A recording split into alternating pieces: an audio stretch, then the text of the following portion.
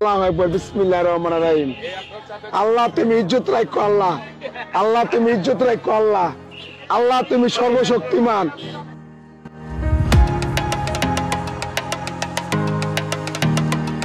আসসালামু আলাইকুম। 90 দিনের ফার্মিং চ্যালেঞ্জে আপনাদেরকে স্বাগত।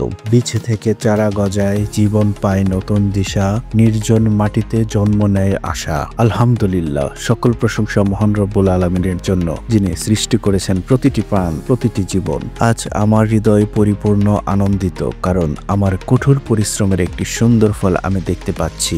বীজগুলো সফলভাবে অঙ্কুরিত হচ্ছে।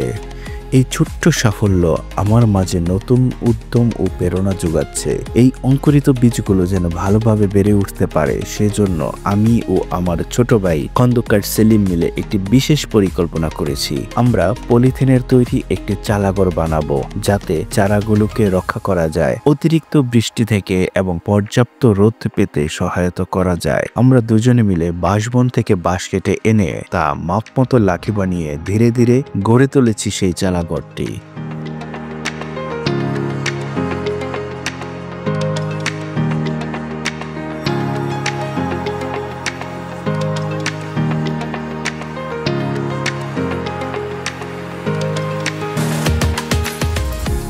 এই চালাঘরটির মূল উদ্দেশ্য হলো বৃষ্টির সময় চারা যেন ভিজে না যায়, আর রোদ উঠলে চালাটি এমনভাবে খুলে দেওয়া যাবে যাতে চারা পর্যাপ্ত সূর্যের আলো পায়। এই ছোট্ট উদ্যোগের মধ্যেই আমি অনুভব করছি এক নতুন সম্ভাবনার দ্বার উন্মোচিত হচ্ছে।